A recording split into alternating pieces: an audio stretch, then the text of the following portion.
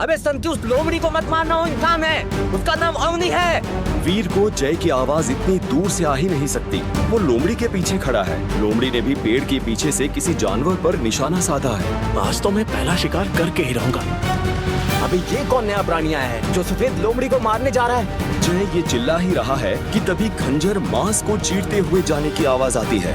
वीर ने उस लोमड़ी के शरीर के अंदर खंजर घुसा दी है।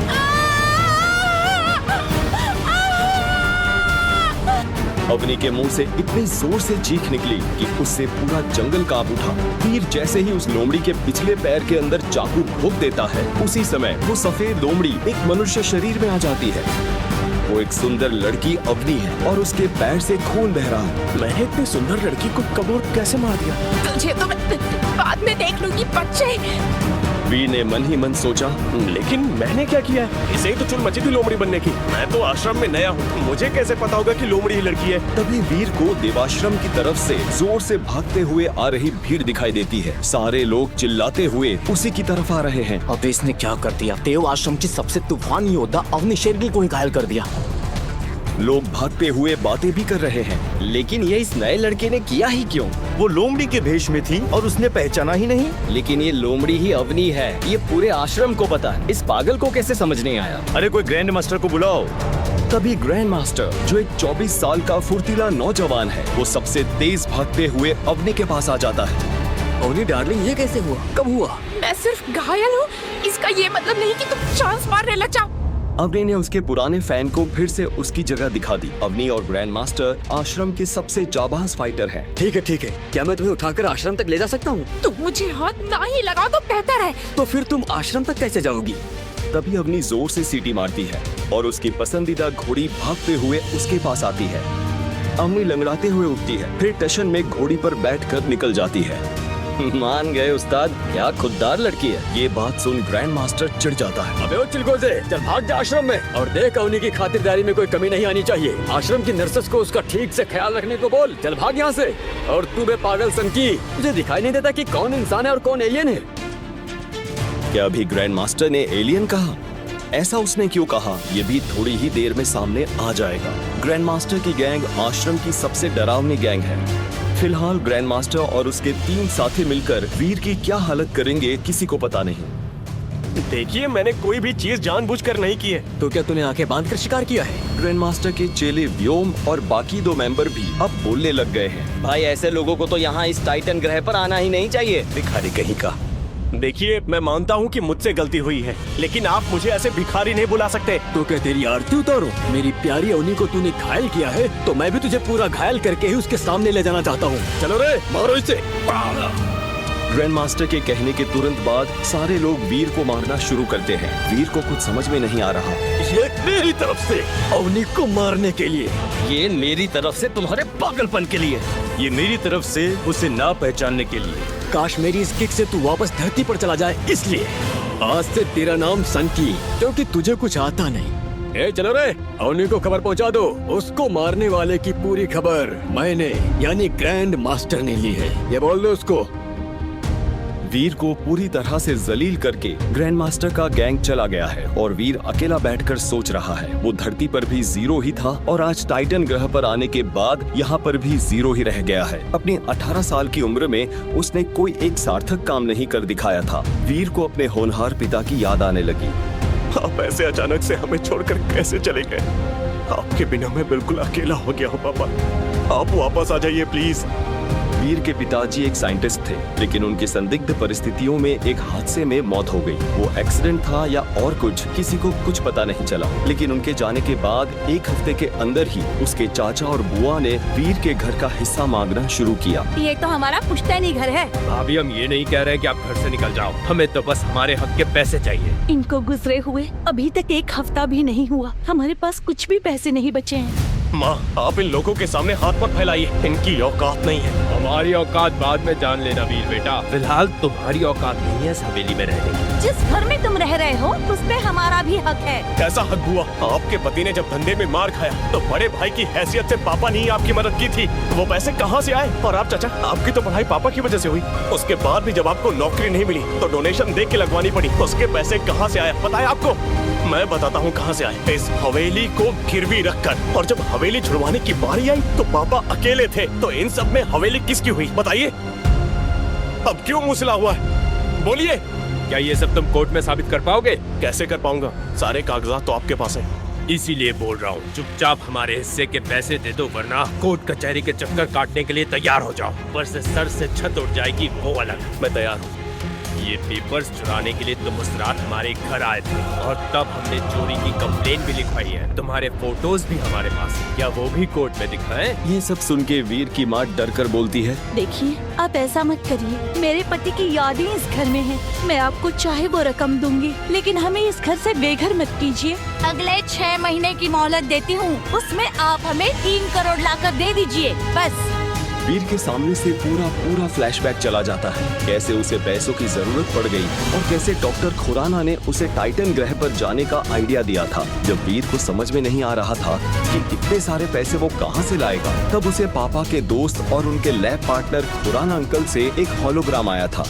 मेरे पुत्र, मुझे पता चला कि तुम्हें पैसों की जरूरत है, इसलिए मैं तुम्हारे लिए एक सीक्रेट मिशन की ऑफर लाया हूँ। धरती से करोड़ों मील दूर एक ग्रह है टाइटन, और उस ग्रह पे भविष्य में इंसान रहने जाने वाले हैं। लेकिन उससे पहले हमें उस ग्रह के एलियन जातियों को मारना होगा। कई अलग अलग एलियन जानवर वहाँ रहते हैं, जिनका आधा शरीर इंसान का तो आधा शरीर जानवर का होता था। तुम जैसे एक एक जानवर को मारोगे, वैसे तुम्हें पैसे मिलते जाएंगे। और इस तरह वीर टाइटन ग्रह पर पहुंच गया है। इस ग्रह पर मशीन गन, बम ऐसे कोई मॉडर्न हथियार काम नहीं करते। सिर्फ मार्शल आर्ट जानने वाले लोग भाला, तलवार, खंजर, गदा ऐसे ट्रेडिशनल हथियार लेकर टाइटन पर लड़ सकते हैं। वीर मार्शल आर्ट्स में खूब माहिर है, इसीलिए तो खुराना अंकल ने उसे टाइटन पर भेजा है।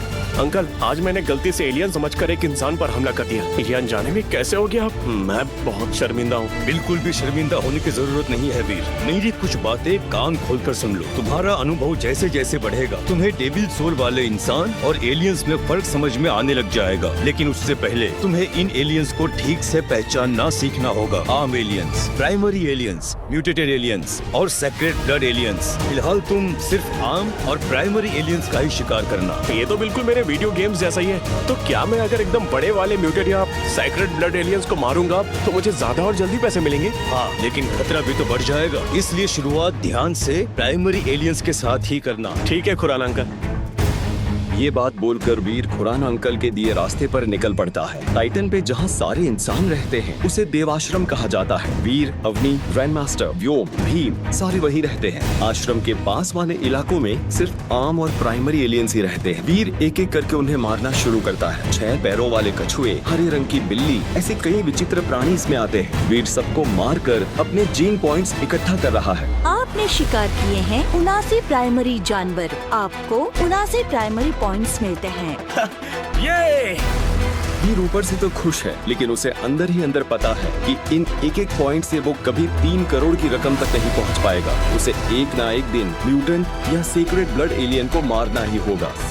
ऐसे ही वीर एक दिन छोटे टिड्डू को मार रहा है, तभी उसके सामने एक लड़का आ जाता है, वो भी देवाश्रम से ही है। अरे भाई, तुम छोटे छोटे टिड्डे ही मार रहे हो ना? यही सच्ची तकनीक है। लोग खाली पीली मुंह खतरा मोड़ लेते हैं और सीक्रेट ब्लड एलियन के पीछे भागते रहते हैं। हाँ, उसमें रिस्क ज्यादा है, लेकिन उसी से तो अच्छे खासे पैसे मिल सकेंगे ना। इसलिए मैं भी आम एलियंस को मार के ही अपनी प्रैक्टिस पूरी कर रहा हूँ। और एक दिन तुम सीक्रेट ब्लड या म्यूटेंट एलियन का शिकार करना चाहते हो ना? बिल्कुल। तुम्हें पता है, मैं सिर्फ छोटे छोटे प्राइमरी एलियंस मार के इतना अमीर कैसे हो सका? कैसे? इधर पास आओ, बता दो।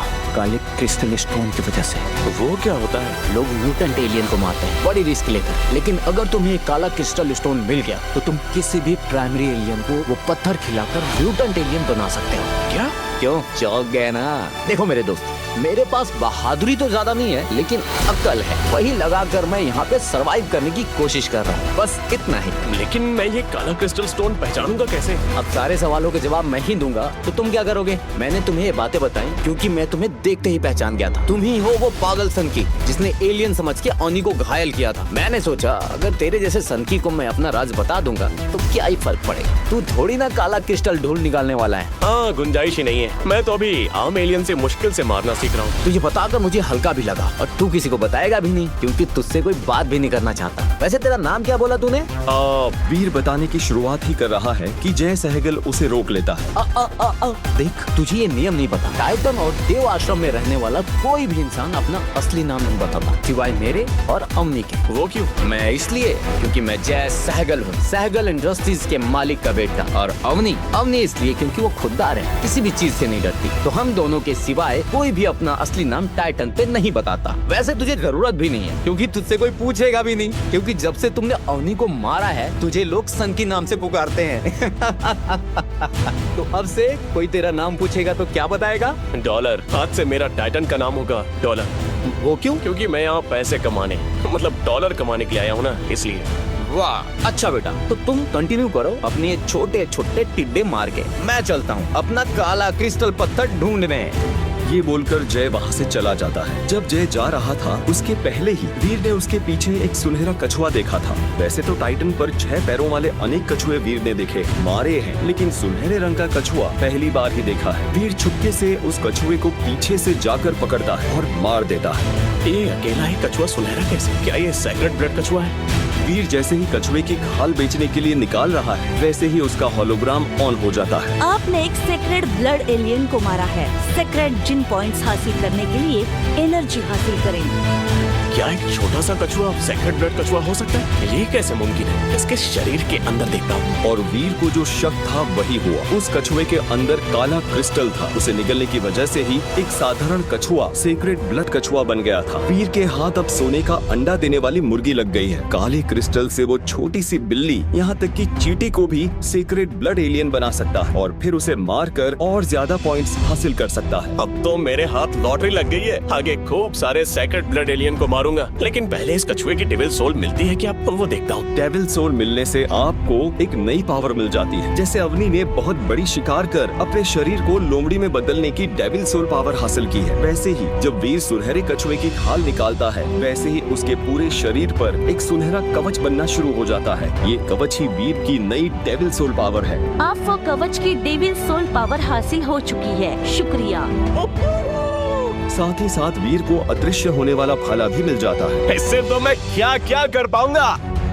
वीर ये बोल ही रहा है कि उसे आश्रम की ओर से गड़बड़ी मची सुनाई देती है। वीर आश्रम की तरफ भागता है। अरे भागो भागो, सीक्रेट ब्लड लेवल का एक बड़ा ही खतरनाक एलियन घुस आया है। उसने आश्रम के काफी सारे इंसानों को मार डाला है। सिर्फ डेविल सोल वाले इंसान ही उसके पीछे जाना, वरना तुम्हारी जान को खतरा है। वैसे तो वीर को टाइटन पर आए हुए 3 महीने ही हुए हैं। उसको अभी अभी डेविल सोल मिली है, इसलिए उसे इस नए एलियन से दूर भागना चाहिए। लेकिन वीर बहादुर है, वो एलियन को पकड़ने के लिए आश्रम की तरफ भागता है। वो बहुत ही खतरनाक एलियन वीर के सामने से गुजरता है। उस एलियन का सिर बैल जैसा, शरीर का ऊपरी हिस्सा इंसानों जैसा और नीचे 2 पैर नहीं बल्कि एक घोड़े का पूरा शरीर लगा हुआ है। वीर उसके पीछे भागने लगता है। तभी आश्रम में से 3 सबसे बड़ी गैंग भी उस एलियन के पीछे लग जाती है। एक अवनी का गैंग, दूसरा ग्रैंड मास्टर का और तीसरा भीम का। तीनों सालों से ऐसे एलियंस को मारने की महारत हासिल कर चुके हैं। अरे वो देखो, तीनों गैंग मिलकर उस एलियन का पीछा कर रही है। लेकिन एलियन उन गैंग पर भी हावी होते हुए भीम के गैंग से और ग्रैंड मास्टर के गैंग से एक-एक लोगों को मारकर आगे दौड़ता चला जा रहा है। लेकिन अब और नहीं, तीनों गैंग साथ में आकर उस एलियन को घेर लेते हैं।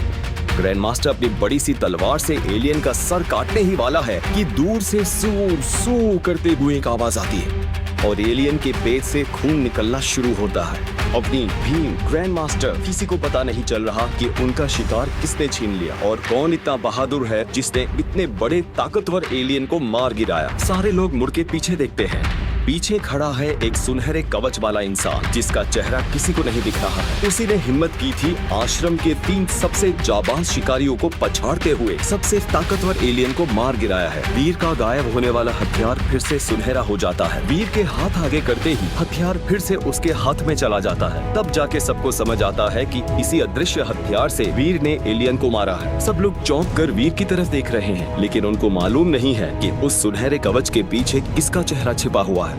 अरे लेकिन ये क्या, तीनों शिकारी अवनी, भीम और ग्रैंड मास्टर इस नए शिकारी की तरफ अपने घोड़े लेकर क्यों आ रहे हैं? अरे क्यों नहीं आएंगे, उसने इन शिकारियों का शिकार खुद करके और बड़ी पावर जो हासिल की है तो वो तो उसको मारने आएंगे ही ना। लेकिन इतने बड़े एलियन को मारकर इस नए योद्धा को कौन सी नई डेविल सोल पावर हासिल हुई है? तीनों सबसे जाबाज शिकारी अकेले वीर की तरफ भागते हुए आ रहे हैं। वीर को पता नहीं है कि ऐसी हालत में क्या करना है और तभी उसे मिलती है उसकी नई डेविल सोल पावर। आखिर कौन सी नई पावर वीर को मिली है? क्या उस पावर से वीर तीनों शिकारियों का सामना कर पाएगा? क्या वीर के काले क्रिस्टल का राज जय और पूरे आश्रम को पता चलेगा? क्या वीर धरती पर वापस जाकर अपने चाचा को पैसे वापस लौटा पाएगा? आगे की कहानी जानने के लिए देखें अगला एपिसोड सिर्फ पॉकेट FM के YouTube चैनल पर, और शुरवीर के सारे एपिसोड्स को सुनने के लिए डिस्क्रिप्शन में दी लिंक से डाउनलोड करें पॉकेट FM ऐप।